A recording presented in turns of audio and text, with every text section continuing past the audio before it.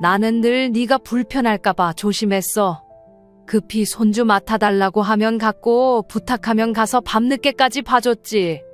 근데 단 한 번도 네가 밥 먹고 가세요란 말 한 적이 있어? 그건 여건이 안 됐으니까 그렇지. 사돈댁엔 갈비찜도 해준다면서 그 여건은 되고? 그래, 나는 너희한테 손님도 아니고 가족도 아니었던 거야. 그런 말씀 너무하세요. 저희도 나름 챙긴다고 했는데.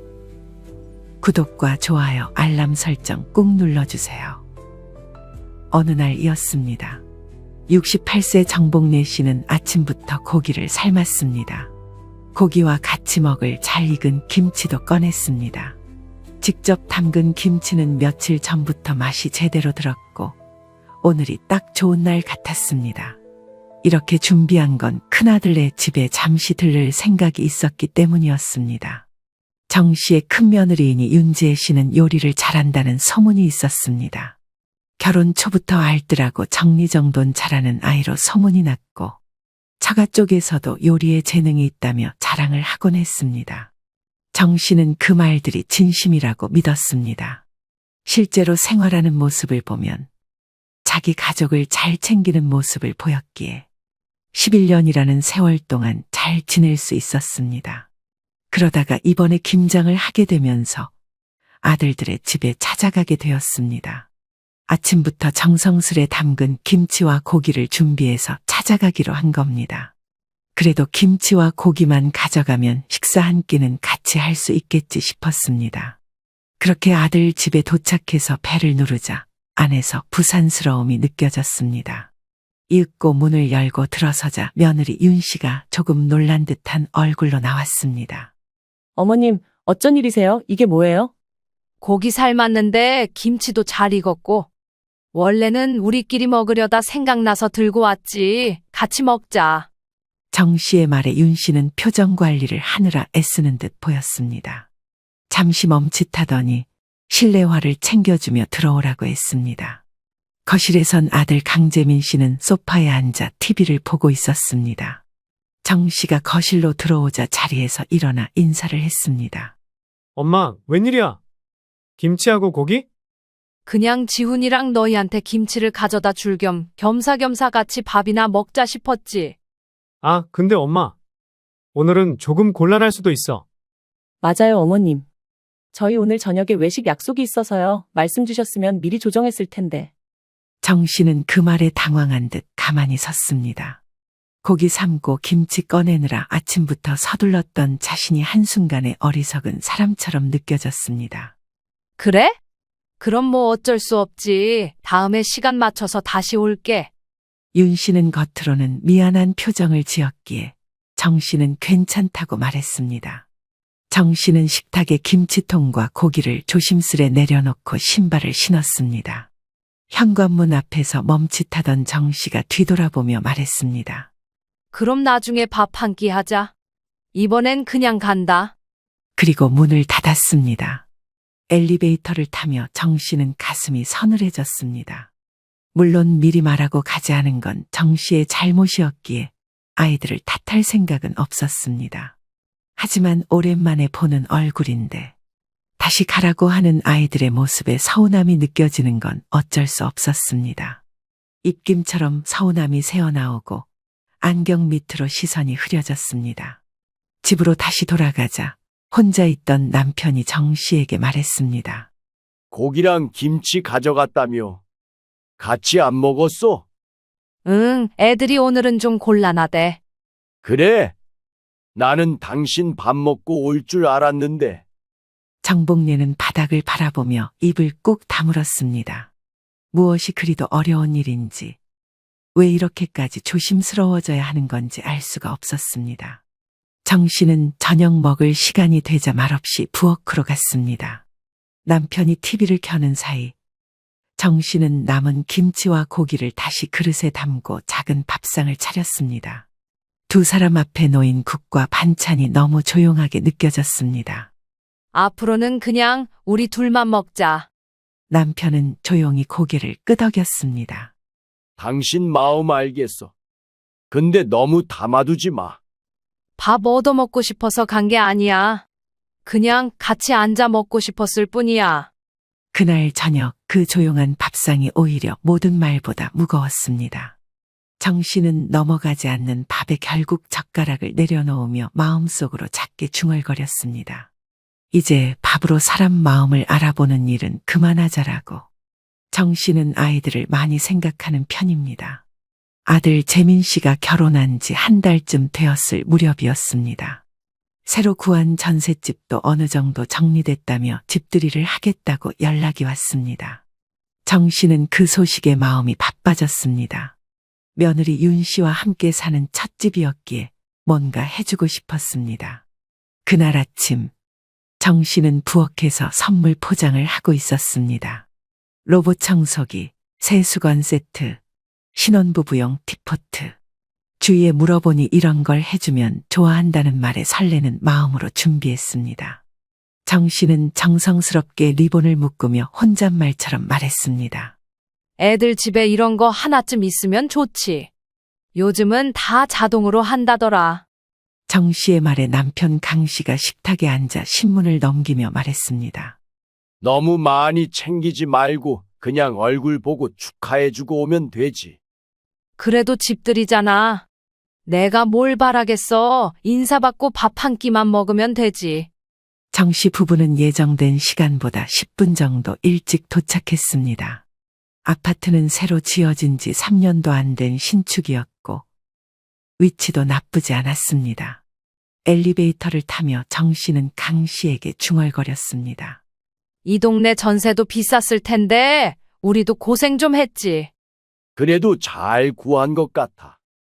위치 좋고 단지도 조용해 보여. 문을 열자 며느리 윤 씨가 환한 얼굴로 맞이했습니다. 소파 너머로 아들 강 씨도 얼굴을 내밀었습니다. 어머님, 아버님 어서 오세요. 먼 길 오셨죠? 엄마, 여기까지 오느라 고생했지? 아빠도 어서 들어오시고. 정 씨는 따뜻한 환대를 받으며 신발을 벗고 인사를 건넸습니다. 응, 집 좋다.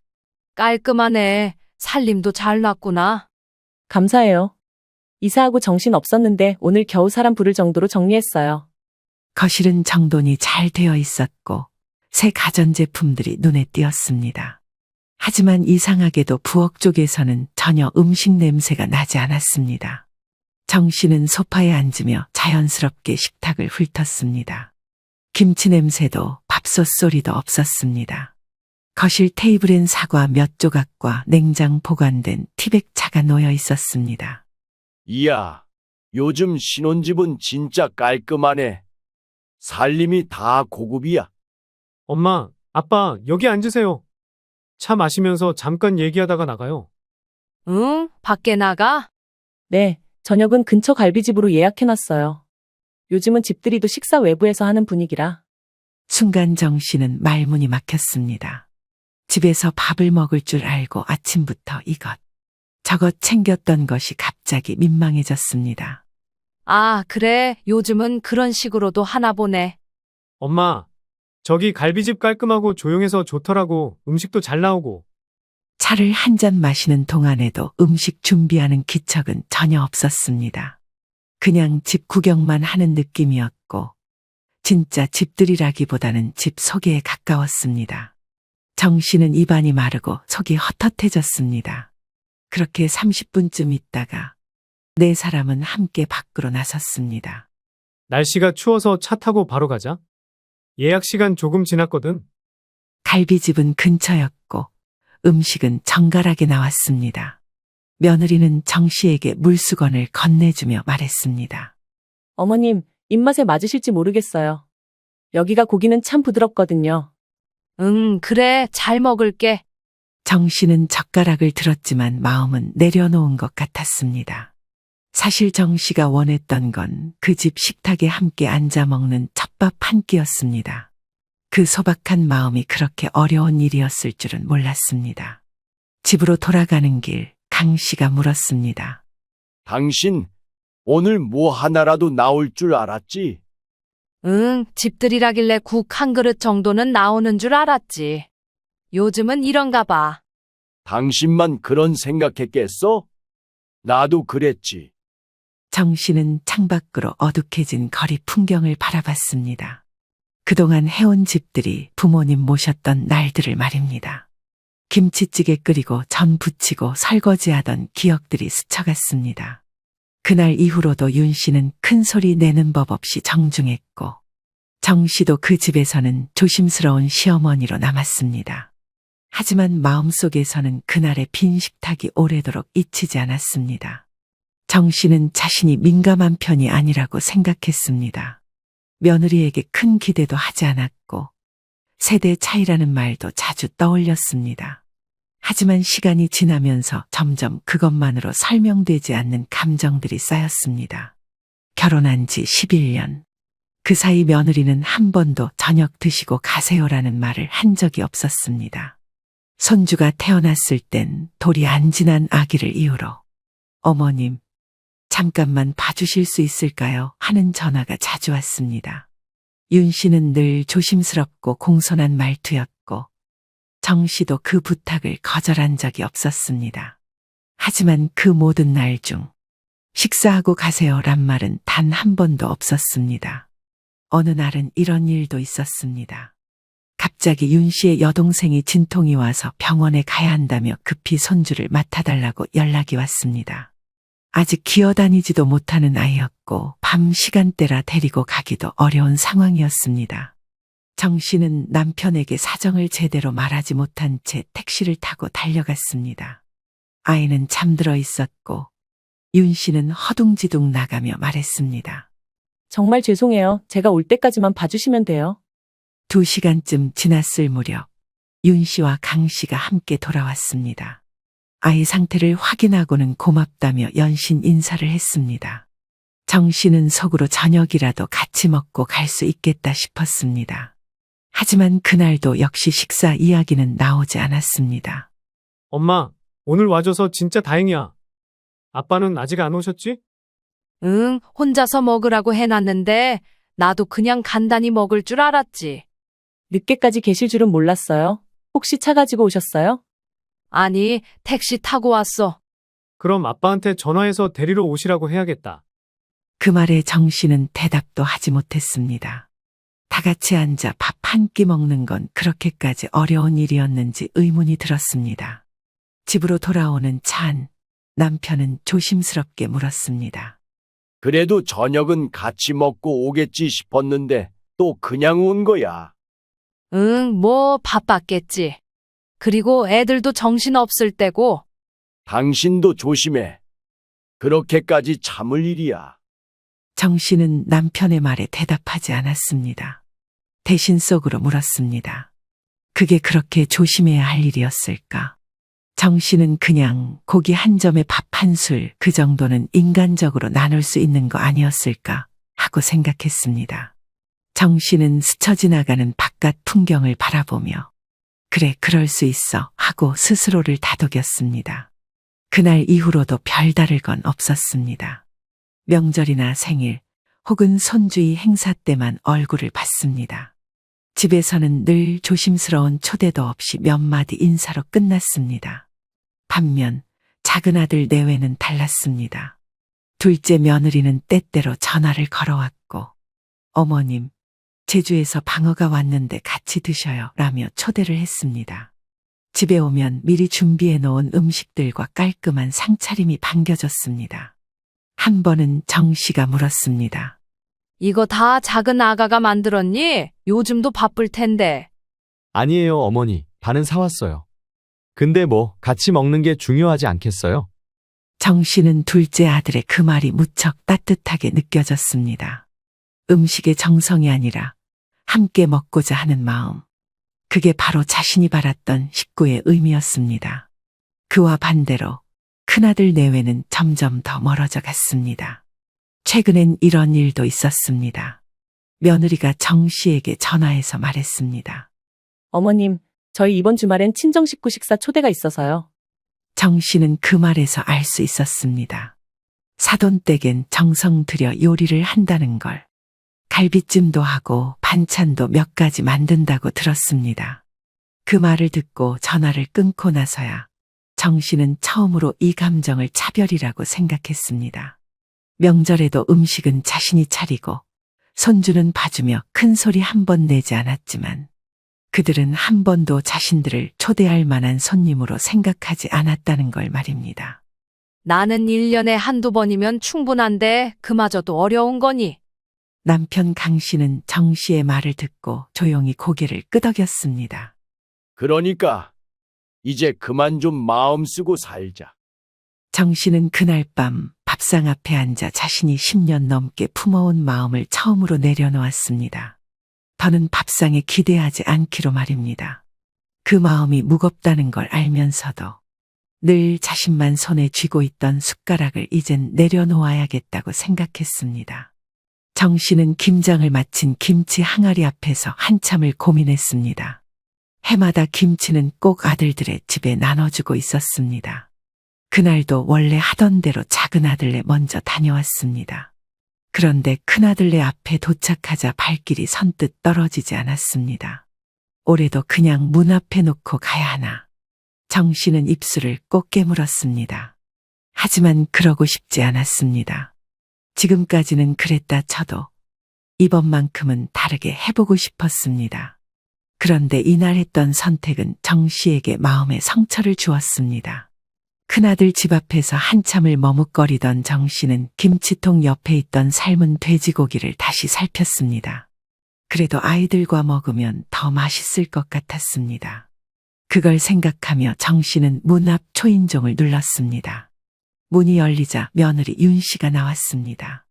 약간 놀란 표정이었지만 곧 정색을 감추고 인사를 했습니다. 어머님, 오셨어요? 아, 김치요? 고기도? 응, 김치도 잘 익었고 고기도 삶았는데 그냥 둘이 먹으려다가 마침 생각나서 들렀지. 윤 씨는 표정이 조금 굳어졌습니다. 방 안에서 아들 강 씨의 목소리가 들려왔습니다. 누구야? 어머님, 고기랑 김치 가져오셨대. 윤 씨의 말에 강 씨가 거실로 나와 멋쩍게 웃었습니다. 엄마, 갑자기 무슨 일이야? 그냥 생각나서 왔지. 김치도 맛있고 고기도 삶았고 밥만 있으면 되잖아. 근데 오늘 좀 곤란할 수도 있는데. 정 씨는 잠시 아들 강 씨의 말을 들으며 눈빛이 흔들렸습니다. 오늘 저희 저녁 약속이 있어서요. 좀 준비도 덜 돼 있고. 정 씨는 김치통을 식탁 위에 내려놓으며 조용히 말했습니다. 뭐 거창한 밥상을 말한 것도 아니야. 같이 앉아서 김치랑 고기만 먹자. 밥만 있으면 돼. 어머님, 오늘은 진짜 어렵겠어요. 다음에 미리 말씀해 주시면 그땐 꼭. 그 말을 들으며 정 씨는 뭔가 가슴 밑에서부터 올라오는 것을 느꼈습니다. 늘 그렇듯 다음해를 말하는 며느리의 입술을 보며 이제는 그 다음이 오지 않을 거란 걸 직감했습니다. 정 씨는 그날 김치와 고기만을 두고 나와버렸습니다. 무작정 찾아간 것도 있지만 그런 대우를 받을 줄은 몰랐습니다. 그 후에도 아들 집에 찾아갔지만 항상 들리는 말은 다음해였습니다.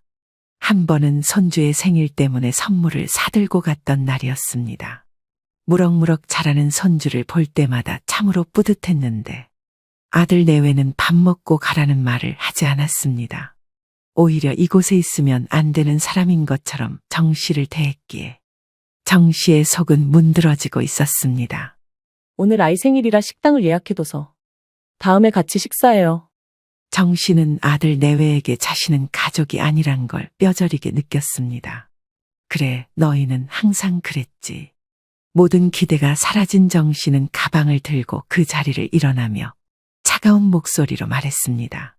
그래? 그럼 나중에 시간 맞춰서 다시 올게. 근데 기억해. 내가 말해주는 밥, 너희는 이제 못 얻어먹는다. 그 말에 아들 강 씨가 당황한 얼굴로 나섰습니다. 엄마, 왜 그래? 무슨 말을 그렇게 해? 왜 그랬을까? 밥 같이 먹자고 해봤을 뿐인데 그게 이렇게까지 불편한 일인 줄 몰랐네. 그게 아니라 갑자기 오셨으니까 준비가 안 돼서 그런 거예요. 그래, 그런데 내가 바랬던 건 밥 한 술 같이 먹자는 말 한마디였는데 정 씨는 신발을 신으며 다시 한번 아들과 며느리를 바라봤습니다. 그동안은 손주 봐달라면 갔고 애들 돌본다고 밤에도 불려갔지. 근데 밥 한 끼 먹자는 건 그렇게까지 무례한 부탁이었구나. 강 씨는 입을 다물었고 며느리 윤 씨는 고개를 살짝 숙였습니다. 알겠어, 오늘부터야.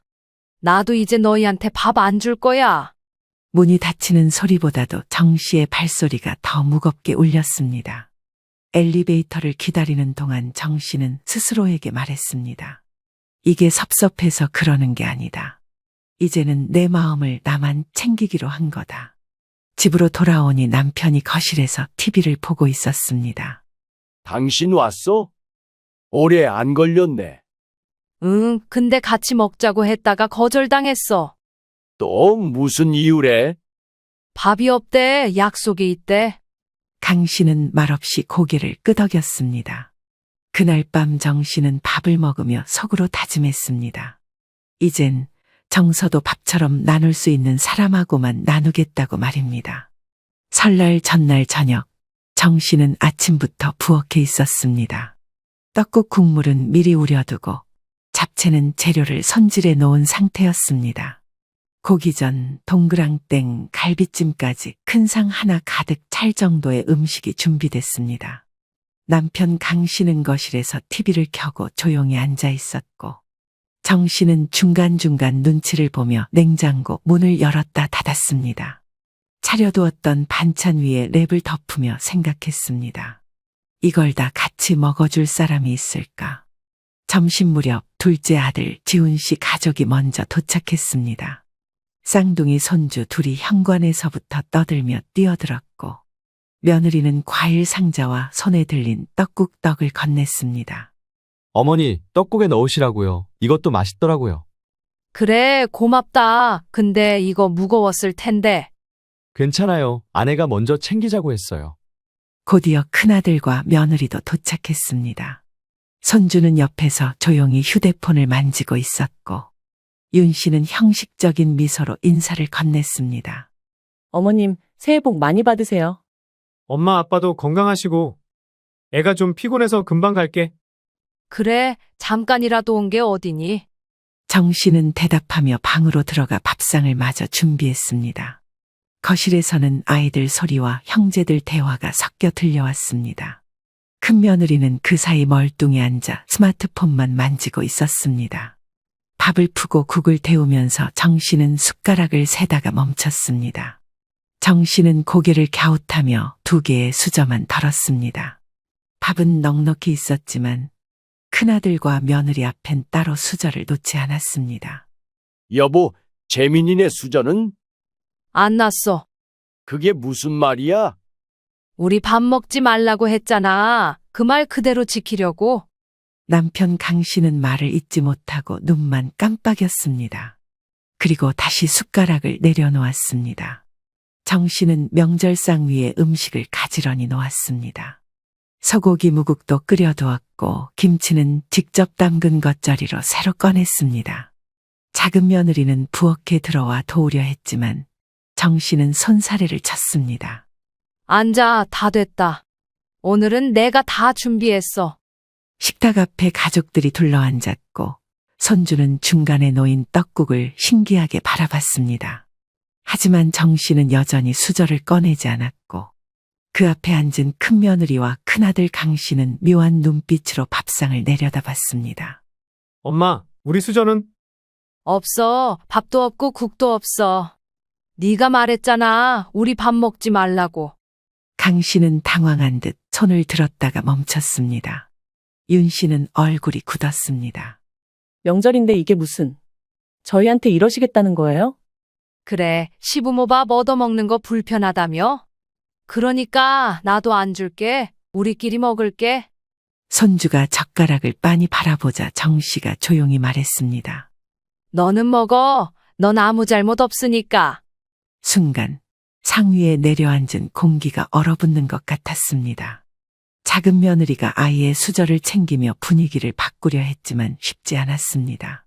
엄마, 우리가 뭐 그렇게 큰 잘못을 했다고. 네가 한 말, 너희가 한 행동 그대로 돌려주는 거야. 뭘 그렇게 억울해? 정 씨는 말끝을 흐리지 않았습니다. 그동안 숱하게 참아온 말들이 이제야 정 씨의 입에서 나왔습니다. 그렇게 밥상이 끝났습니다. 그날 큰며느리와 강 씨는 식사를 하지 못한 채 먼저 자리를 떴습니다. 그리고 정 씨는 조용히 말했다고 합니다. 밥은 마음이 있어야 줄 수 있는 거다.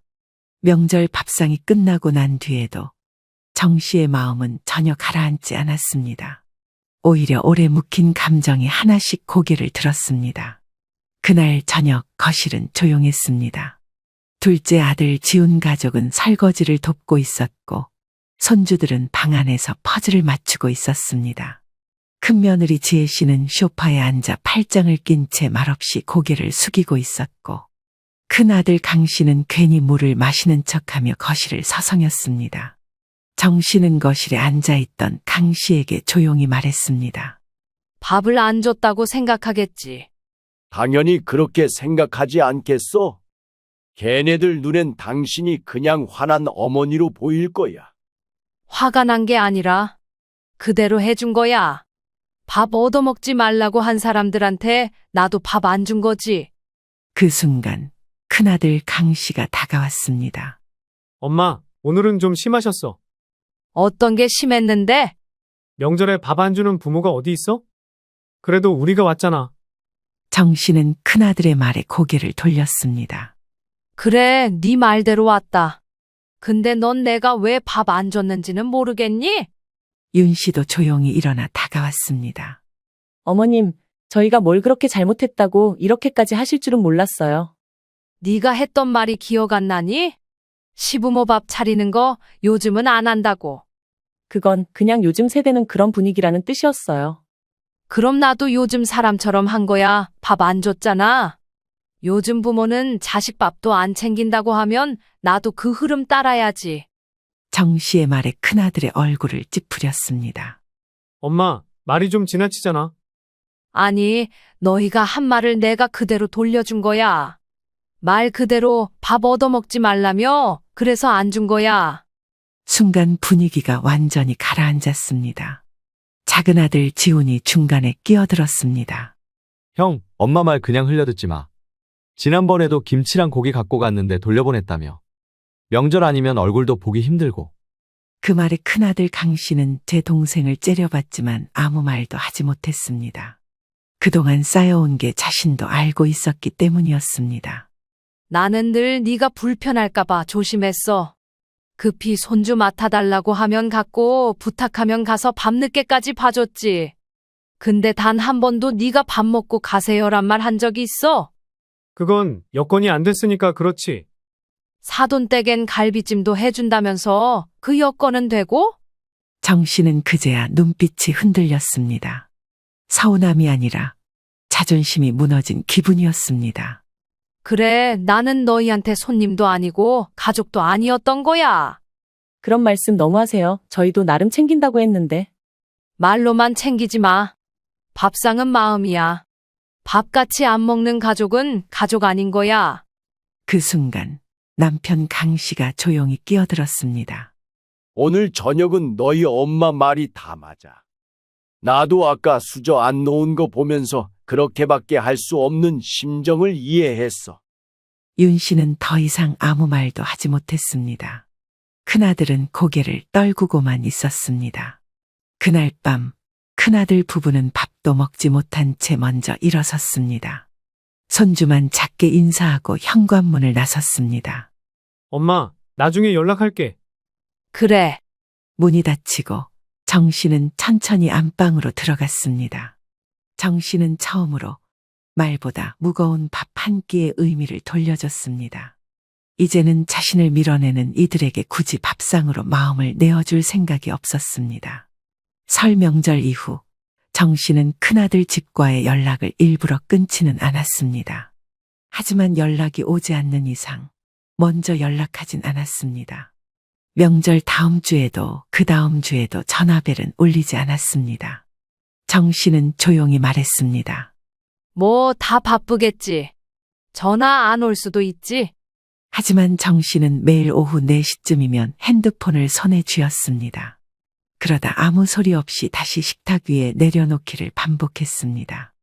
2달이 지났고 어느 날은 둘째 아들 지훈 씨가 전화를 걸어왔습니다.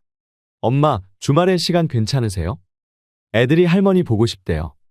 그래, 오너라, 네가 전화해줘서 고맙다.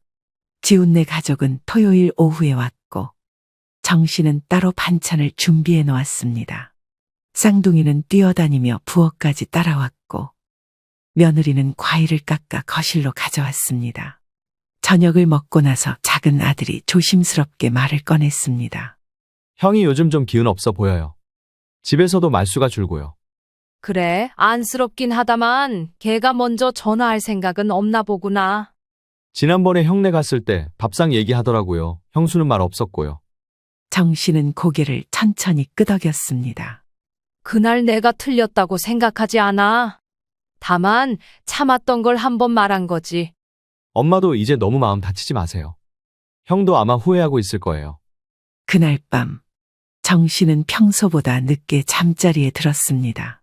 이불을 덮은 채 한참을 누워 있다가 핸드폰 화면을 들여다봤습니다. 최근 통화 목록, 수신 없음. 문자함, 새 메시지 없음. 그렇게 시간이 지나 3개월쯤 됐을 때였습니다. 오후 늦게 핸드폰이 울렸습니다. 화면에 재민이라는 이름이 떴습니다. 정복래는 바로 받지 못하고 벨소리가 끊긴 뒤에 다시 전화를 걸었습니다. 왜? 엄마, 그때 내가 너무 생각이 짧았어. 그런 식으로 말하면 안 됐는데. 정 씨는 아무 말 없이 수화기를 들고 있었습니다. 아들의 목소리는 낮고 조심스러웠습니다. 그냥 엄마가 불편해할 수 있을 것 같아서. 그걸 피하고 싶었는데 결과적으로 엄마한텐 너무 무심했지.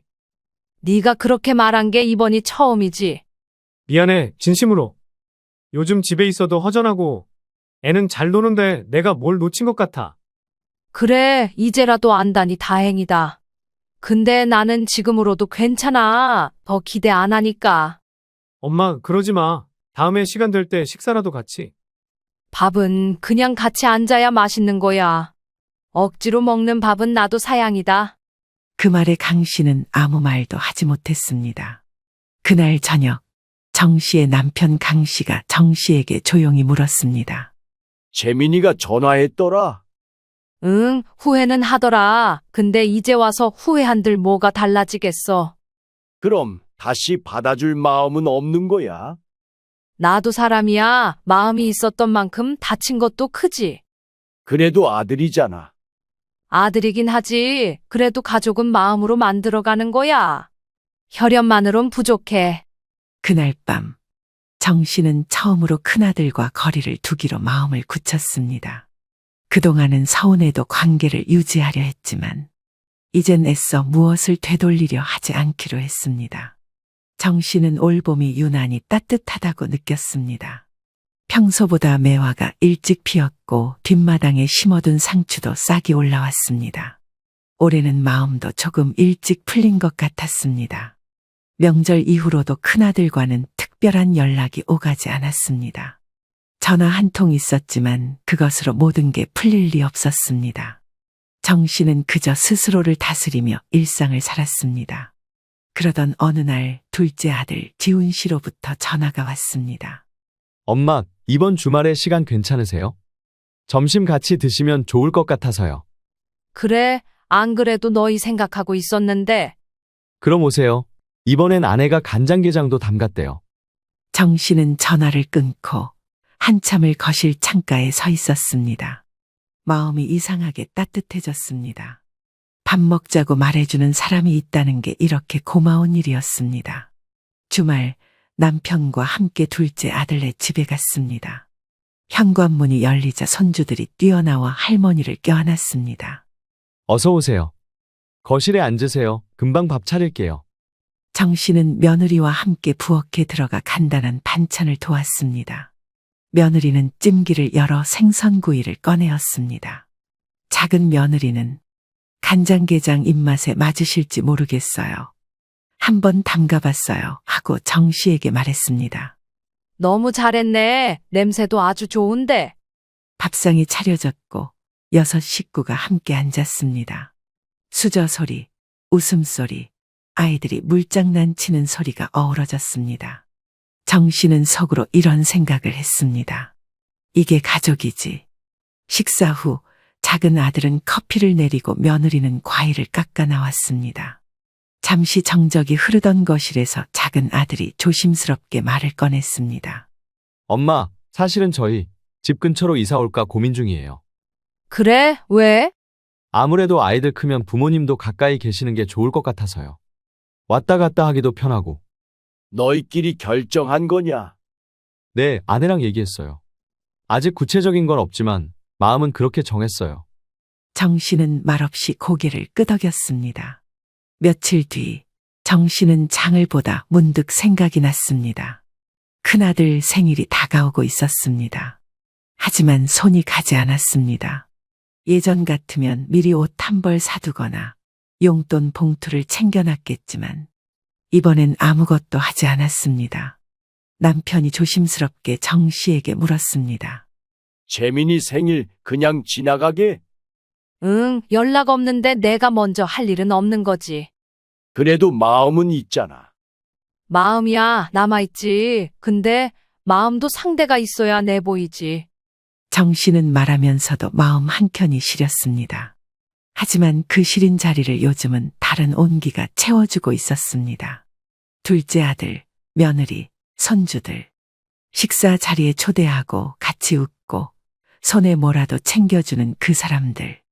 진짜 가족은 법적으로 맺어진 관계가 아니라 밥을 같이 먹자고 불러주는 사람들이란 걸. 정 씨는 뒤늦게야 깨달았습니다.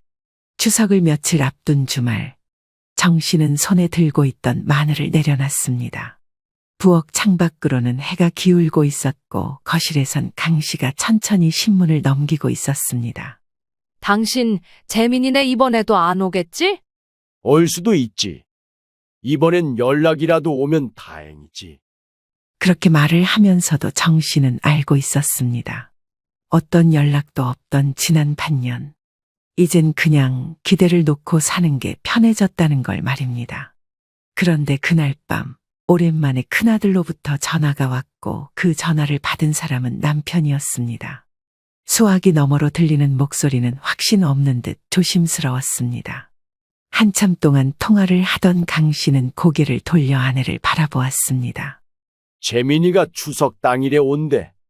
정 씨는 대답하지 않았습니다. 그저 뚝배기에 물을 올려놓으며 국거리 고기를 꺼냈습니다. 추석 당일 아침 복례는 새벽부터 떡국을 준비했습니다. 그릇은 넉넉히 꺼냈지만 마음은 덤덤했습니다. 작은 아들 지훈네 가족이 먼저 도착했습니다. 어머니, 생신도 곧인데 미리 챙겨요. 이거 저희가 준비했어요. 과일 상자와 함께 놓인 손편지. 정 씨는 말을 아꼈습니다. 곧이어 큰아들 부부도 도착했습니다. 손주는 밝게 인사했고 윤 씨는 예전처럼 형식적인 미소를 지었습니다. 어머님, 오랜만이에요. 뭐 도울 거 없을까요? 앉아있어. 다 해놨어. 그 말투는 싸늘하지도 않았지만 따뜻하지도 않았습니다. 그걸 윤 씨도 느낀 듯 표정이 멈칫했습니다. 거실에는 떡국이 놓였고 정 씨는 수저를 하나씩 내려놓았습니다. 이번엔 모두의 앞에 수저가 놓였습니다. 하지만 밥상 분위기는 어딘가 다르다는 걸 모두가 느꼈습니다. 엄마, 떡국 진짜 오랜만이네. 여전하다. 그렇니? 그 대답은 예전처럼 반갑거나 흐뭇하지 않았습니다. 그저 밥상에 앉은 사람의 예의였을 뿐이었습니다. 식사가 끝나고 둘째 아들 지훈 가족은 먼저 자리에서 일어났습니다. 손주들이 복례에 손을 붙잡고 작별 인사를 했고 며느리는 고개를 숙였습니다. 큰아들 내외는 조금 더 앉아있다 가겠다고 했습니다. 하지만 정 씨는 부엌에서 식기세척기를 돌리며 조용히 말했습니다. 다 끝났어. 오늘은 더 이상 할 말 없어. 큰아들은 그 말을 듣고 거실에서 조용히 일어났습니다. 엄마, 우리 그냥 가는 게 낫겠다. 다음에 다시 인사하러 올게. 그래, 오늘은 여기까지만 하자. 윤 씨는 말없이 고개를 숙였습니다. 밖으로 나가는 길, 손주는 끝까지 손을 흔들었습니다. 정 씨는 문 앞까지 나가지 않았습니다. 문이 닫힌 뒤 남편이 조용히 말했습니다. 그래도 밥은 같이 먹었네. 그래, 근데 마음은 안 나눴지. 그 말은 정 씨의 결심이 단단하다는 뜻이었습니다. 부엌 창밖으로 햇빛이 들었고 마당에 핀 꽃들이 흔들리고 있었습니다. 정 씨는 마음속으로 생각했습니다. 밥은 줄 수 있다. 그건 정이 아니라 의무니까. 하지만 마음은 다시 안 줄 거야. 정 씨는 지금 그렇게 살기로 결정한 것이었습니다. 사실 너희한테 숨기고 있던 게 있다. 많이 고민했는데 이제는 솔직히 말해야 할 것 같아서. 무슨 일이에요? 엄마, 말씀해 주세요. 퇴직하고 얼마 안 돼서 주식에 손 뗐다. 지인 소개로 시작했는데 결국 다 날렸어. 뭐라고요? 진짜 다요? 퇴직금도 적금도 다 없어졌어. 지금 남은 건 집 한 채인데 그것도 대출이 꽤 있어. 그럼 노후 자금이 없다는 거예요? 그래, 생활비도 빠듯해. 당장 다음 달부터 생활비가 모자랄 판이야. 안녕하세요. 저는 공무원 생활 40년 가까이 하고 은퇴한 65살 한성진입니다. 자식들이 틈만 나면 이거 해달라 저거 해달라 돈 타령만 해서 파산한 척을 해봤습니다. 오늘 이야기 끝까지 들어주시고 시청자 여러분들의 의견을 아래 댓글에 부탁드립니다. 봄 햇살이 따스하게 들어오는 것일. 나는 소파에 기대앉아 신문을 넘겼다. 잔잔한 나무 향이 코끝을 간지럽혔다. 여보, 오늘 공원 다녀왔어? 응, 벚꽃이 피기 시작했더라. 올해는 우리 둘이 꽃 구경 좀 다녀볼까? 나는 빙긋 웃으며 아내를 바라봤다. 40년 가까이 살아오면서도 여전히 저런 작은 소망을 품는 아내가 사랑스러웠다. 그래야지. 이제는 우리만 생각하며 살아야지. 당신 퇴직하면 진짜 우리 인생 시작이야. 난 벌써부터 설렌다니까? 그 말에 나도 모르게 쿡 웃음이 새어나왔다. 하지만 마음 한쪽 구석에 묘한 불안이 비집고 들어왔다. 지훈이랑 지연이는 언제 한번 보자고 했던 거 기억나지? 응, 둘 다 이번 주말에 온다더라. 별 뜻 없이 하는 말 같았지만 우리는 서로 눈빛을 교환했다. 요즘 들어 자식들이 이상할 정도로 연락을 자주 했다. 며칠 전에도 그랬다. 아빠, 요즘 시간 괜찮아요? 퇴직 준비 잘 돼가죠? 엄마, 아빠 이제 한가해지시면 저희랑 시간 좀 많이 보내요. 자식들이 이렇게 다정하게 구는 건 드문 일이었다. 좋은 거라 여겨야겠지만 어쩐지 가슴 한구석이 답답했다. 여보, 그냥 괜한 걱정일 수도 있잖아. 애들이 효심 내는 걸 수도 있고. 그랬으면 좋겠다.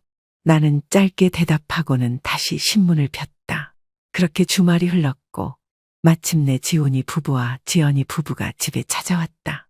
초인종이 울리고 문을 열자 활짝 웃는 지훈이 얼굴이 보였다. 아빠, 엄마, 오랜만이에요. 어서 와, 얼굴 좋아 보이네. 지훈아? 뒤이어 지연과 그 남편 박경민도 따라 들어왔다. 엄마, 아빠, 장인어른, 장모님, 안녕하세요. 어서 오너라, 경민아, 지연이도. 나는 테이블에 과일과 다과를 차려두고 아이들을 맞았다. 소박하지만 정성껏 준비한 것들이었다.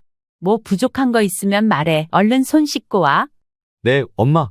간단히 손을 씻고 모여 앉은 우리는 오랜만에 웃으며 이야기를 나눴다. 아빠, 드디어 퇴직하시는 거죠? 기분 어떠세요? 글쎄다, 후련하기도 하고 서운하기도 하고 복잡해? 엄마는 좋아하시겠다. 드디어 자유 아니에요? 하, 그렇지. 이제 매일 붙어 있어야겠다. 다들 웃으며 떠들었지만 나는 눈치챘다. 아이들의 눈빛이 어쩐지 이따금 테이블을 넘어 나와 아내를 탐색하는 듯했다. 인생을 오래 살면 해안이 생긴다고 했던가. 왠지 모를 불안감도 들었다. 그리고 지금 생각해보면 이때부터 알게 모르게 미리 결심을 했었는지도 몰랐다. 만약에 준비 같은 느낌이랄까. 퇴직금은 어떻게 받으세요, 아빠? 순간 방 안의 공기가 살짝 굳는 걸 느꼈다. 나는 일부러 아무렇지 않게 답했다. 반은 연금으로 돌리고 반은 일시불로 받기로 했지? 우와, 역시 아빠는 준비성 철저하시다. 지연이 박수를 치며 맞장구 쳤다. 경민이도 어색하게 웃었다. 요즘은 돈 있어도 관리 못하면 금방 휘청인다더라고요. 맞아. 그래서 우리도 크게 욕심 안 부리고 알뜰하게 살려고 해. 나는 아내의 말에 조용히 고개를 끄덕였다. 하지만 아이들은 여전히 뭔가 말을 꺼내려는 눈치였다. 사실 저 이번에 차를 좀 바꿀까 해서요. 그리고 저희도 사업 쪽으로 조금 확장을 생각 중이에요. 그래, 요즘 경기도 안 좋은데 신중해야겠다. 나는 짧게 답했다. 분위기가 어딘가 불편하게 변하고 있다는 걸 느꼈다. 그래도 니들끼리 잘 상의하고 부담 안 되는 선에서 해야지. 아이들은 어색하게 웃었다. 그러다 다시 아무 일 없던 듯 다른 얘기로 넘어갔다. 저녁 식사를 하며 별것 아닌 듯한 대화가 이어졌다. 하지만 나는 내내 속이 쓰렸다. 지훈아, 지연아, 무슨 일이 있어도 너희 삶은 너희가 책임져야 하는 거야, 알지? 네, 아빠? 알죠, 엄마, 아빠? 대답은 했지만 나는 알았다. 그 짧은 대답 뒤에 숨겨진 무게를. 식사가 끝나고 아이들은 집으로 돌아갔다. 나는 아내와 나란히 소파에 앉았다. 여보, 뭔가 느껴지지 않아? 말은 안 했지만 곧 뭐라 말할 것 같기도 하고 느낌이 별로 좋진 않네. 우리는 서로를 바라봤다. 짙은 피로와 어쩔 수 없는 서운함이 스며 있었다. 이번엔 우리 너무 쉽게 마음 열지 말자. 이제 각자 알아서 해야지. 자식이래 나 몰라라 하고 싶진 않지만 이제 우리도 우리의 삶을 살아야 하는 거야. 그럴 시기고. 그래야지. 나는 아내의 손을 조용히 잡았다. 우리는 그렇게 조심스레 다가올 파도를 준비하기 시작했다. 며칠 뒤 주말 아침, 커튼 틈새로 따사로운 햇살이 비쳤다. 나는 커피를 내리며 잠시 창밖을 바라봤다. 오늘은 아이들이 또 온다고 했다. 여보, 오늘도 지훈이네, 지연이네 다 오는 거지? 11시쯤 온다고 하더라. 뭔가 준비해야 할까? 간단히만 하자. 괜히 부담 주기 싫어. 그렇게 말은 했지만 아내는 부엌을 서성이며 뭐라도 준비하려 했다. 나는 조용히 웃으며 거들었다. 조금 지나 초인종이 울렸다. 문을 열자 지훈이 먼저 환한 얼굴로 서 있었다. 어서 와, 지훈아. 곧이어 딸과 사위도 따라 들어왔다. 엄마, 아빠? 장인어른, 장모님, 안녕하세요. 박서방도 어서 오너라, 지연이도. 다들 거실에 둘러앉아 따끈한 커피를 마셨다. 오랜만에 한자리에 모이니 집안이 북적북적했다. 아빠, 이제 진짜로 퇴직하시는 거예요? 확정된 거죠? 다음 달 말이면 공식적으로 끝이야. 와, 축하드려요. 드디어 여유 찾으시는 거네요. 그래봤자 한가하기만 한 노인네 되는 거지 뭐. 나는 웃으며 농담을 던졌지만 아이들은 어쩐지 웃음이 반쯤 굳어 있었다. 근데 아빠, 퇴직금이랑 연금 잘 정리하셨어요? 그럼 준비는 다 끝냈지? 나는 짧게 답했다. 지훈의 질문이 가볍게 넘길 얘기가 아니라는 걸 직감했다. 아빠, 요즘은 물가도 많이 올랐잖아요. 혹시라도 모자라면 우리도 도와드려야죠. 지연이 입가에 미소를 머금으며 말했다. 하지만 그 말에 묘한 뉘앙스가 느껴졌다. 혹시 남는 게 있으면 우리도 기대해 볼게요 같은. 걱정 마라. 우리 살 만큼은 준비해 놨으니까 너희가 걱정할 건 없어. 지금까지 살아오면서 우리가 아무런 준비도 안 해놨을 것 같니? 생각해주는 마음은 고맙게 받으마. 아내가 단호하게 잘라 말했다. 나는 아내의 손등을 슬쩍 눌렀다. 근데 장인어른, 이 집은 계속 사시기로 한 거예요? 딱히 이사할 생각은 없는데 왜? 아, 그냥요?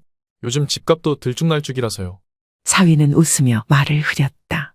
하지만 그 웃음 뒤에 뭔가 계산하는 기운이 느껴졌다. 아빠, 요즘 집값 괜찮던데 지금 팔아도 괜찮을 것 같긴 한데요. 지훈이 덧붙였다. 나는 괜히 심장이 콩닥거렸다. 글쎄다. 집 팔면 어디 갈 건데? 작은 데로 옮기시는 것도 방법이죠. 아파트 같은 데로. 나는 고개를 끄덕이는 척했지만 속으로는 한숨을 삼켰다. 대충 감이 왔다. 이 집도 우리 둘한텐 딱 좋아. 굳이 옮길 이유 없지. 그리고 이사를 가던 말던 그건 우리가 알아서 할게. 신경 쓰지 마. 마음에 드는 집이 있으면 그리로 이사 가는 거지 뭐. 아내가 단호히 잘라 말했다. 아이들의 표정이 살짝 굳는 게 보였다. 잠시 정적이 흘렀다. 그러다 경민이 슬쩍 말을 꺼냈다. 사실 저희도 이번에 이사 생각하고 있었거든요. 맞아요. 아이도 생길까 해서 좀 더 넓은 데로 가야 하지 않을까 해서요. 나는 무슨 얘기가 이어질지 뻔히 알았다. 그니까 혹시 집 하실 계획 있으시면 저희가 알아봐 드릴까 해서요. 지훈아, 우리 아직 집 팔 생각 없어? 맞아. 우리 둘이 지내기에 이 집이 제일 편해. 아이들은 어색하게 웃었다. 하지만 그 표정 뒤에 실망이 묻어났다. 엄마 아빠가 편하시면야 저희야 뭐 괜찮아요. 지연이 입꼬리를 억지로 올리며 말했다. 나는 순간 마음이 아릿했다. 내가 이렇게까지 눈치를 봐야 하나 싶기도 했다. 그래도 니들 마음은 고맙다. 네? 어색한 분위기가 거실을 가득 채웠다. 나는 모르게 커피잔을 비틀어 돌렸다. 아, 맞다. 저 다음 주에 차 보러 가는데 아빠 같이 가주실 수 있어요? 차는 네가 잘 알아보고 사야지. 아니, 그냥 아빠가 봐주시면 든든하잖아요. 혹시 대출 같은 것도 필요하면 말씀드리려고요. 나는 커피잔을 내려놓았다. 이제는 정말 대놓고 얘기하는구나 싶었다. 대출 같은 건 쉽게 생각하면 안 된다. 지훈아, 아빠, 그냥 혹시 몰라서 여쭤본 거예요. 너무 부담 갖지 마세요. 지연이 웃으며 덧붙였지만 웃음 뒤에 날이 서 있었다. 부담은 아니다. 하지만 부모 자식이라도 돈 얘기는 깔끔해야 해. 나는 조용히 단호하게 말했다. 아이들은 또 다시 어색하게 웃으며 고개를 끄덕였다. 그날 아이들은 서둘러 집을 나섰다. 아빠, 엄마, 다음에 또 올게요. 오늘 고마웠어요. 다음엔 외식 한번 해요. 장인어른? 나는 그들을 배웅하며 웃었다. 하지만 문이 닫히는 소리를 들으며 가슴 한쪽이 쓸쓸하게 허전해졌다. 여보, 이제 슬슬 준비해야겠어? 응, 우리도 우리 인생 지켜야지. 나는 아내의 손을 꼭 잡았다. 앞으로 무슨 일이 벌어질지 알기에 더 단단히 마음을 먹어야 했다. 아이들이 돌아간 집은 한동안 적막했다. 나는 소파에 기대어 천장을 바라봤다.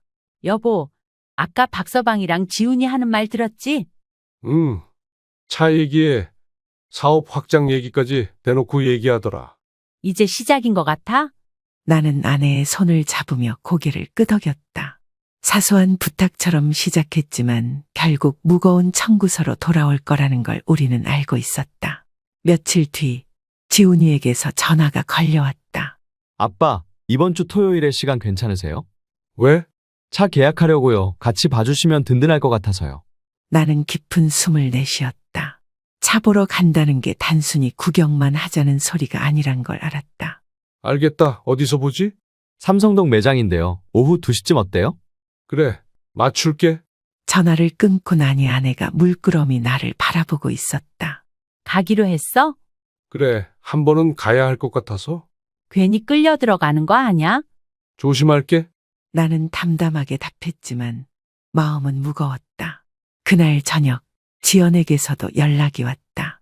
엄마, 아빠, 주말에 시간 괜찮아요? 왜? 또 무슨 일인데? 박서방이 이번에 사업 미팅이 하나 잡혔거든요. 혹시 투자 얘기 같이 좀 들어주실 수 있을까 해서요.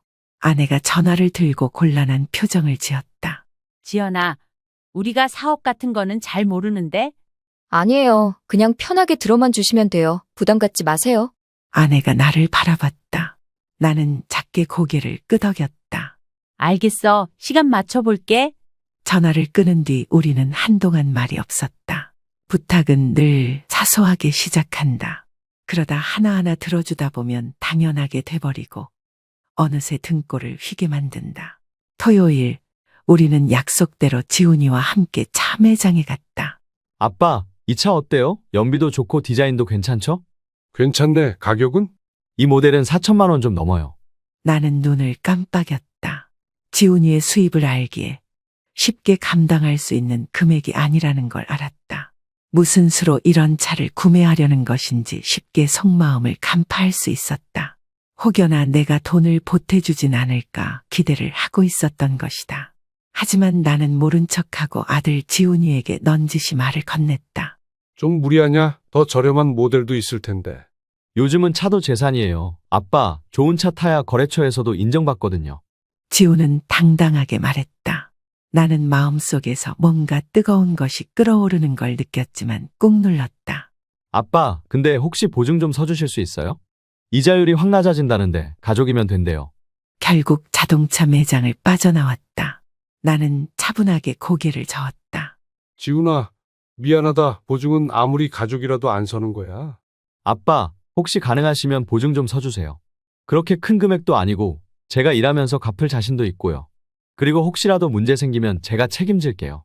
지훈아, 세상에 그런 혹시가 없으면 얼마나 좋겠냐? 아빠는 절대 보증은 안 서. 아무리 가족이라도 보증은 아닌 거야. 책임? 말이야 쉽지. 길게 말하면 입만 아프니 좋게 이야기하마 보증은 안 된다.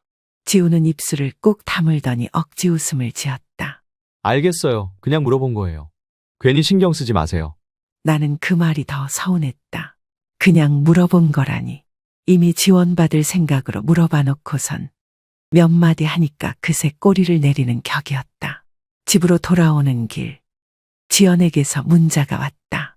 엄마, 아빠, 오늘 저녁 7시 카페에서 뵐게요. 우리는 약속 장소로 향했다. 도착하니 박서방과 지연이가 이미 와 있었다. 엄마, 아빠, 여기요. 장인어른, 여기 앉으세요. 테이블 위에는 사업계획서 비슷한 종이가 몇 장 놓여 있었다. 사실 이번에 IT 솔루션 관련 사업을 시작하려고 해요. 초기 투자금만 좀 마련하면 괜찮을 것 같거든요. 그래? 어떤 쪽 솔루션인데? 기업용 클라우드 관리 시스템이에요. 요즘 수요 많잖아요. 나는 대충 훑어봤다. 용어도 어렵고 전망도 불투명했다. 사회생활을 몇십 년 한 나에게도 이해가 되지 않는 내용이면 잘 알아듣지도 못할 것이고 정확한 계획이나 사업에 대한 가능성을 가늠할 수조차 없었다. 하지만 그런 내 마음을 아는지 모르는지 지연이는 수익을 운운하며 말을 건넸다. 엄마, 아빠, 투자 생각 있으시면 나중에 수익 배당도 드릴게요. 지연이 눈을 반짝이며 말했다. 나는 아내와 눈을 마주쳤다. 둘 다 말없이 고개를 끄덕였다. 지연아, 경민아, 미안하지만 우리 그런 거에 투자할 여유 없어. 지훈이한테도 아무리 가족이라도 보증안 안 서준다고 말했는데 딸이라고 예외는 아니지. 투자는 꼭 여윳돈으로 하는 거야. 우리 돈은 노후 생활비야. 이 돈을 다른 목적으로 쓸 생각은 전혀 없다. 두 사람의 얼굴이 굳어졌다. 아, 아니에요. 그냥 말씀만 드린 거였어요. 부담 가지실까봐 괜히 꺼냈나 보다. 네, 저희가 경솔했네요. 어색한 웃음이 오갔다. 두 사람은 알았을 것이다. 우리 부부를 설득하기에는 쉽지 않을 것이라는 것을, 아니면 불가능하다고 생각했을 것이다. 그날 우리는 차가운 공기를 가르며 집으로 돌아왔다. 여보, 우리 진짜 준비해야겠어? 이제는 철저히 우리 둘만 생각해야 돼? 나는 무겁게 대답했다. 사소한 부탁이 쌓이는 그 순간부터 관계는 조금씩 금이 가기 시작한다는 걸 우리는 알고 있었다. 어쨌든 그 뒤로 며칠 동안 빈정이 상했는지 아이들에게서 연락이 없었다.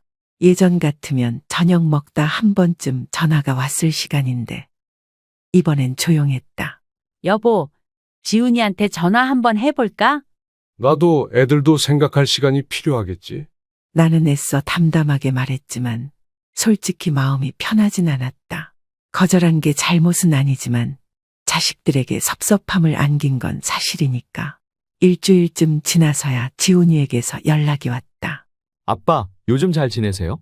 그래, 지훈이 너는? 뭐, 그냥 그래요. 말끝이 뚝 끊겼다. 평소 같으면 이런저런 이야기를 주고받았을 텐데 오늘은 유난히 서먹했다. 일은 잘 되고? 네, 근데 아빠. 응, 말해봐. 사실 차 계약은 좀 미뤘어요. 나는 짐작했다.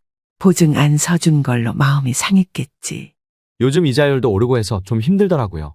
그럴 때일수록 신중해야 한다. 네, 알겠어요. 지훈이는 더 이상 아무 말 없이 통화를 끊었다. 뭐래? 차 계약 미뤘대? 그래도 다행이다. 무리해서 빚 늘리는 것보다야 낫지. 나는 아내에게 그렇게 말했지만 속으로는 뭔가 쓰린 기분이었다. 며칠 뒤 지연에게서 연락이 왔다. 엄마, 저희 이번 주는 못 갈 것 같아요. 왜? 바빠? 네, 박서방 쪽 일도 바쁘고 저도 회사 일이 많아서요. 딱딱한 목소리였다. 마치 변명이라도 하는 듯한. 이유를 묻지 않아도 알 수 있었다. 우리 부부에게 서운한 감정으로 인해 핑계를 대고 오지 않는다는 것을 말이다. 서운해도 어쩔 수 없는 부분이었다. 시간이 약이겠거니 생각하고 아무렇지 않게 대답했다. 그래, 바쁘면 어쩔 수 없지. 건강 잘 챙겨라. 네, 엄마. 전화는 금세 끊겼다. 나는 아내와 함께 소파에 앉아 한숨을 쉬었다. 여보, 우리가 뭘 그렇게 잘못했을까? 잘못한 거 없어. 그냥 기대를 저버린 거지. 나는 천천히 고개를 저었다.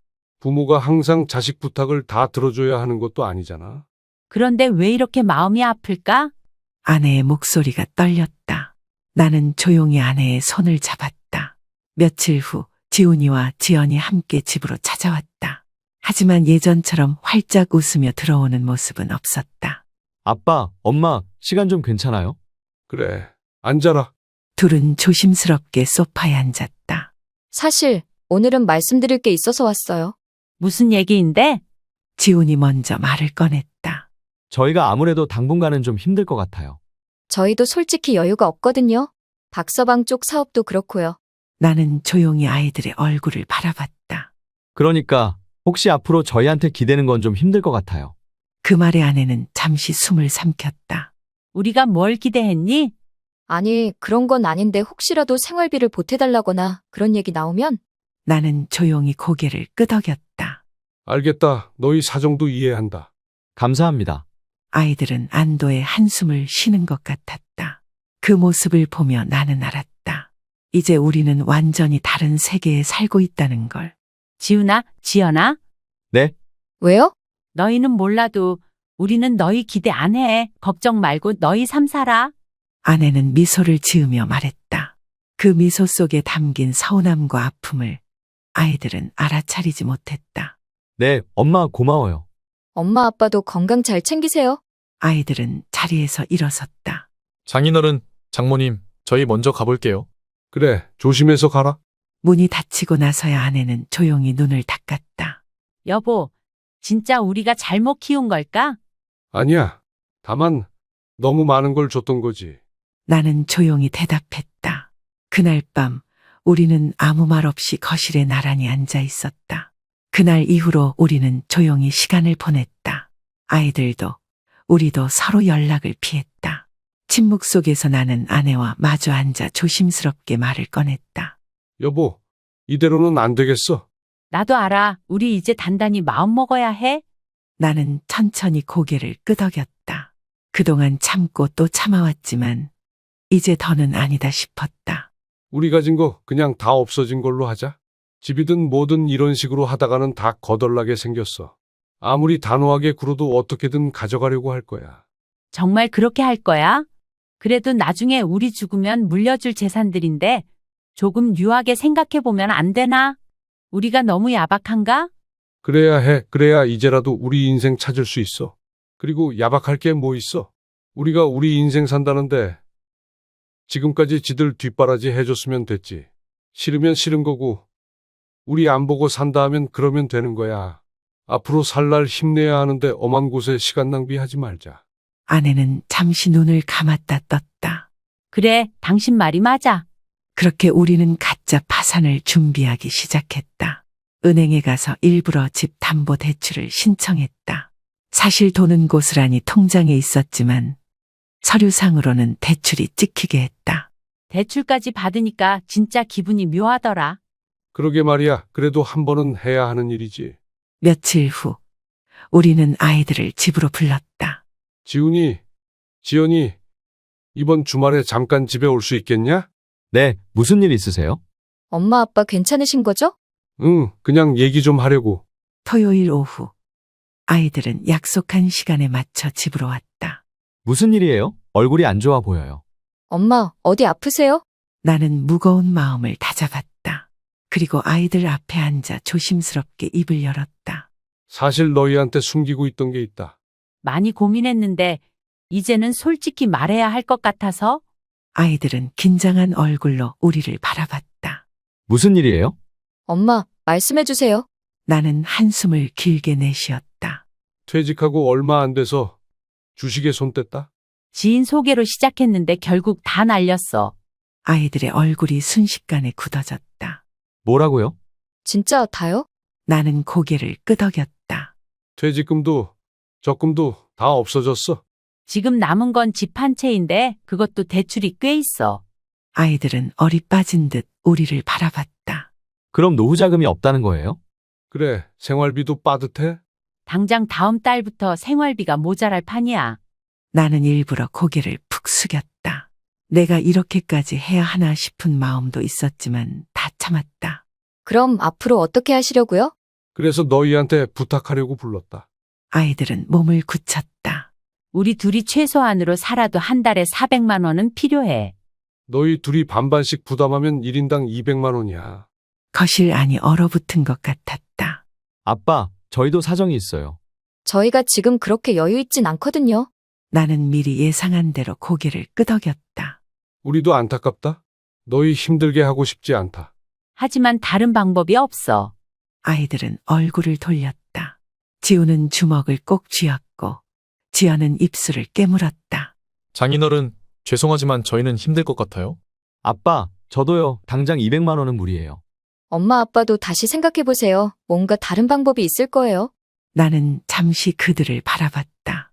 그리고 가볍게 웃었다. 그래, 무리하지 마라. 우리가 알아서 해볼게. 아이들은 안도의 한숨을 쉬는 듯했다. 그러면서도 어딘가 죄책감을 느끼는 눈치였다. 다음에 또 연락드릴게요. 네, 엄마 아빠 건강 잘 챙기세요. 아이들은 서둘러 집을 나섰다. 문이 닫히고 거실엔 다시 정막이 흘렀다. 여보, 괜찮아? 응, 예상한 대로야. 나는 아내를 안심시키려 했었다. 가슴 한구석이 허전했지만 후회는 없었다. 우리 진짜 잘한 거 맞지? 그래, 우리 노후는 이제 우리 손으로 지킬 거야. 나는 아내의 손을 꼭 잡았다. 그리고 다짐했다. 이제 더 이상 기대하지 말자. 오직 우리 둘만을 위해 살자고. 아이들을 집에서 보낸 뒤로 집안은 숨소리조차 조심스러워졌다. 나는 소파에 앉아 아내와 함께 TV를 보다가도 자주 한숨을 쉬었다. 여보, 지훈이나 지연이한테 연락 와? 아니, 오히려 더 조용하더라. 며칠 전까지만 해도 하루 건너 연락 오던 아이들이었다. 퇴직하고 시간이 많을 때 같이 놀러 가자던 아이들. 그런데 우리가 돈이 없다고 밝히자마자 마치 투명인간처럼 돼버렸다. 혹시 무슨 일 있는 거 아닐까? 무슨 일은 무슨 일, 그냥 부담스러워진 거지? 나는 냉소 섞인 한숨을 내쉬었다. 그날 저녁 아내가 조심스레 전화를 걸었다. 지훈아, 잘 지내지? 아, 엄마. 네, 좀 바빠서요. 그래, 바쁜 건 알겠다. 근데 얼굴도 좀 보고 싶어서. 조만간 시간 되면 연락드릴게요. 단답형 대답. 아내는 전화를 끊고 한참 동안 아무 말이 없었다. 뭐래? 바쁘대? 그래, 바빠서 부모도 잊었겠지? 나는 담담하게 말했지만 안쪽 가슴은 쓰라렸다. 다음은 지연에게 전화를 걸었다. 지연아, 엄마야. 아, 엄마 지금은 통화 좀 힘들어요. 이따 다시 전화할게요. 뚝! 말을 끝내기도 전에 끊어졌다. 끊었어? 응, 바쁘대. 나는 아내의 손등을 조용히 쓸어내렸다. 우리는 서로 말없이 거실에 앉아 있었다. 며칠이 더 지났다. 전화는 오지 않았다. 문자 하나, 카톡 하나 오지 않았다. 여보, 우리 정말 이렇게까지 해야 했을까? 우리가 뭐 잘못했어? 아니, 근데 이럴 줄은 몰랐거든. 나는 천천히 고개를 저었다. 어차피 기대하지 말자고 결심했잖아. 그래도 이건 너무하잖아. 아내는 소리 없이 눈물을 훔쳤다. 나는 애써 모른 척하며 신문을 폈다. 그러던 어느 날 아내의 폰에 지훈에게서 문자가 하나 왔다. 아빠, 엄마, 이번 주말은 힘들 것 같아요. 회사 일 많아요. 딱 그 한 줄. 회사 일이래. 그래, 이해해 주자. 나는 짧게 답했다. 하지만 가슴이 미어지는 건 어쩔 수 없었다. 또 며칠이 흘렀다. 이번에는 지연에게서 문자가 왔다. 엄마, 요즘 너무 정신없어요. 다음에 봐요. 지연이도 바쁘대? 그럴 나이긴 하지. 나는 입꼬리를 억지로 올려 웃었다. 하지만 아내는 더 이상 아무 말도 하지 않았다. 그날 밤 아내가 조용히 내게 말했다. 여보, 우리 이사 갈까? 갑자기 왜? 이 집에 있으면 자꾸 기대하게 돼? 나는 아내를 바라봤다. 눈물 한 방울이 아내의 뺨을 타고 흘러내렸다. 아무렇지 않은 척해도 자식들에 대한 서운함이 상당할 터. 두 아이들을 낳고 기르며 많은 희노애락이 있었지만 이렇게 허무하게 관계가 정리될 줄은 몰랐다. 그깟 돈이 뭐길래, 재산이 뭐길래. 하지만 나도 이제는 아내와 남은 여생을 살아가야 하는 입장이기에 이것저것 따지지 않기로 했다. 이미 결심한 것처럼 앞으로 둘이서만 잘 살면 그만인 것을. 그래, 우리 둘만 생각하자. 응, 이제 정말 우리 둘만. 나는 아내의 손을 꼭 잡았다. 우리가 지켜야 할 건 이제 서로뿐이었다. 다음 날 아침, 나는 공인중개사 사무실에 전화를 걸었다. 네, 집 매물로 내놓으려고 합니다. 집을 내놓고 나니 마음 한켠이 허전했다. 그래도 이게 맞는 거라고 스스로를 다독였다. 여보, 집 보러 온 사람 있대? 응, 이번 주말에 한 팀 온다더라? 아내는 아무 말 없이 고개를 끄덕였다. 그때 지훈이에게서 전화가 왔다. 아빠, 이번 주말에 시간 좀 괜찮으세요? 그래, 무슨 일 있냐? 저희 집 쪽으로 잠깐 오실 수 있어요? 드릴 말씀이 있어서요. 나는 잠시 망설이다가 고개를 끄덕였다. 알겠다. 시간 맞춰 가마. 주말 우리는 지훈이네 아파트로 향했다. 지연도 와 있었다. 엄마, 아빠 오셨어요? 그래, 지연아. 아이들은 우리를 식탁으로 이끌었다. 그런데 뭔가 분위기가 딱딱했다. 아빠, 엄마, 솔직하게 말씀드릴게요. 네, 오늘은 좀 진지한 얘기를 하려고요. 나는 조용히 앉아 아이들의 말을 기다렸다. 솔직히 저희도 여유가 없어요. 저희도 아직 대출도 많고 상황이 쉽지 않아요. 아내가 살짝 떨리는 손으로 물잔을 집었다. 그럼 무슨 얘기를 하려고 부른 거니? 아이들이 눈치를 보다가 말을 이었다. 저희가 생각해 봤는데요. 혹시 엄마 아빠가 집 작은 데로 알아보시는 건 어때요? 나는 순간 귀를 의심했다. 뭐라고? 그러니까 아직 급하다는 건 아니고요. 나중을 위해 미리 준비해두자는 거예요. 아내의 얼굴이 하얗게 질렸다. 너희 우리가 짐 같냐? 지훈과 지연은 당황한 얼굴로 손사래를 쳤다. 아니, 그게 아니에요. 그냥 만약을 대비해서요. 맞아요. 준비해두면 서로 편하잖아요. 나는 깊게 숨을 들이쉬었다. 이게 현실이었다. 우리가 이제 부담이구나. 아내의 목소리가 떨렸다. 아이들은 아무 말도 하지 않았다. 침묵은 곧 대답이었다. 그래, 알겠다. 나는 자리에서 천천히 일어났다. 여보, 길게 말할 것 없어. 다 끝났어. 가자. 우리는 아무 말 없이 현관으로 향했다. 아빠, 엄마 오해하지 마세요. 그냥 미래를 대비하자는 거예요. 저희가 싫어서 그런 게 아니에요. 나는 고개를 끄덕였다. 알았다. 고맙다. 말은 그렇게 했지만 가슴이 서늘했다. 집으로 돌아오는 길, 아내는 창밖만 바라봤다. 여보, 우리 정말 이제 아무것도 기대하지 말자. 응, 기대는커녕 앞으로는 아예 끊자. 나는 단호하게 말했다.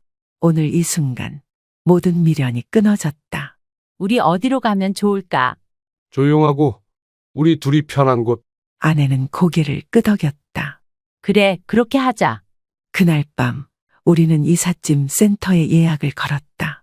이제는 진짜로 우리 둘만을 위한 삶을 시작할 시간이었다.